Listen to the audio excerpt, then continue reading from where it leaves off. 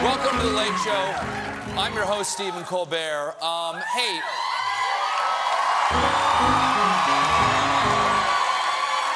You know, John, you can back me up on this. There are a lot of things we talk about on this show. A lot of things I've come here and spoke about on night after night over the last 300 shows or something like that since the start of the show.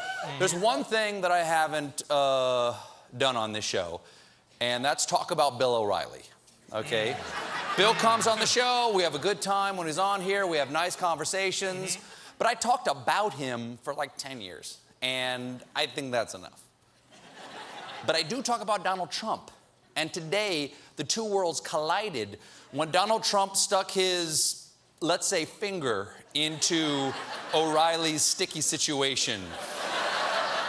You guys haven't read this yet. On Saturday, the New York Times reported that Fox News and Bill O'Reilly had spent more than $13 million to settle sexual harassment suits against Bill O'Reilly, although O'Reilly says the accusations against him are without merit. Okay, New York Times?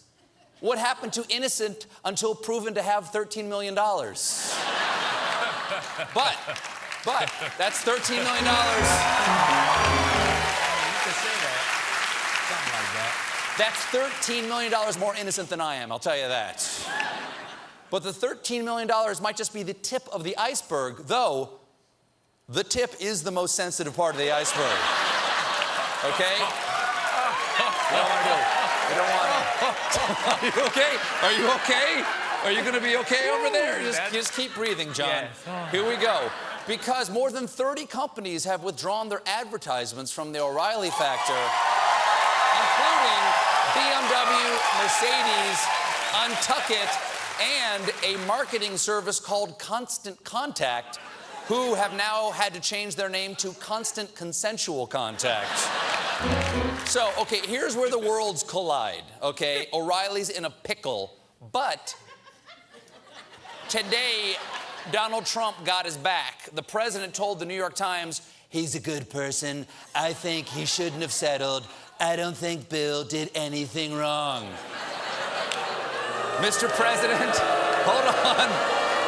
Mr. President, I want to remind you, you just declared April Sexual Assault Awareness Month. And there are two accusations of sexual assault I'm aware of, Bill O'Reilly's and yours. So maybe, I'm going on a limb here. Maybe you're not the perfect person to weigh in on this one. Do you know who might be better? Your daughter Ivanka seems to have a very enlightened approach to these issues. I like what she said about this stuff. In fact, this morning, Ivanka Trump appeared on CBS this morning, and Gayle King interviewed her, and she asked Ivanka about Ivanka's responsibility for her father's policies. We hear the phrase complicit, that Jared and Ivanka are complicit in what is happening to the White House. Can you just weigh in on how you feel about that? If being complicit is wanting to be a force for good and to make a positive impact, then I'm complicit. Nope, that's not what complicit means. Okay, let me see here. I got a dictionary right here. Let's see. What do we got here? Collaborationist, cowardly. Here we go. Complicit. Involved with others in an illegal activity or wrongdoing. Oh, wait, it does have being a force for good and making a positive impact under complicit, comma, total opposite of. Okay?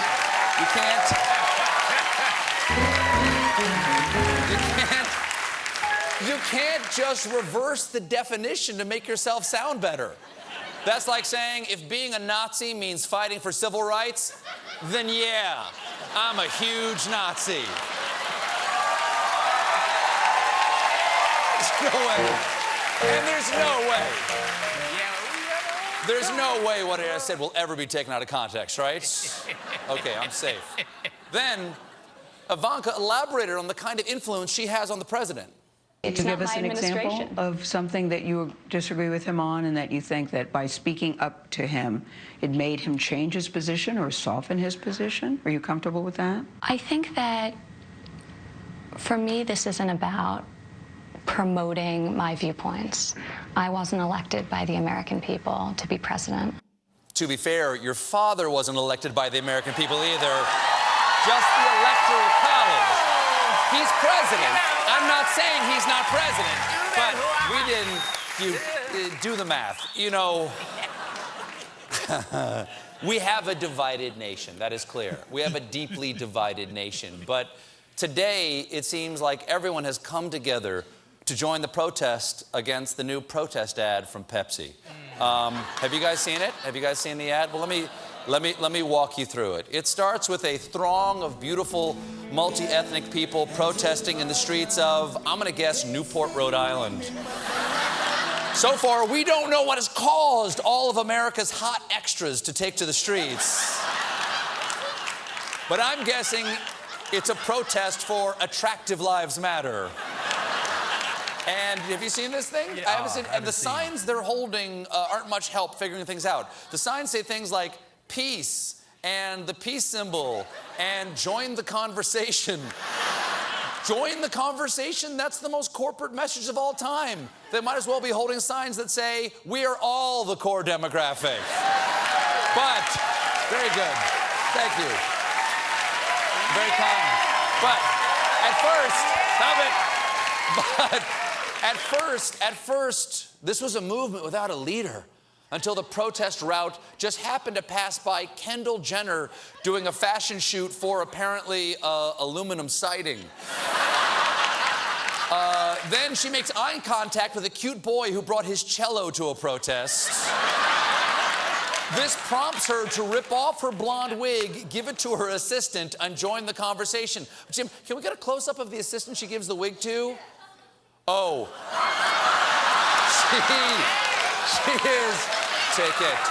She is not thrilled about being Kendall's wig caddy.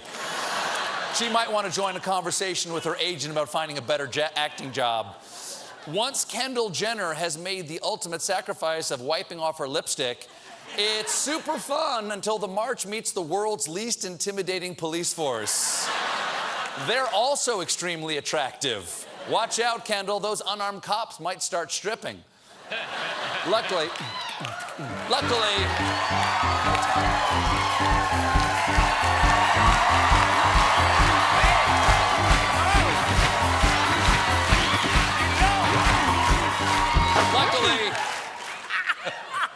you can't afford me. Luckily, Ms. Jenner, a wealthy young white woman, knows exactly how to handle police at a protest.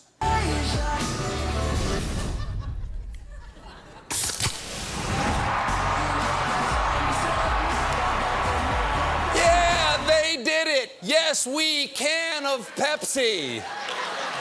This commercial ends with a message even more profound than join the conversation. Live for now.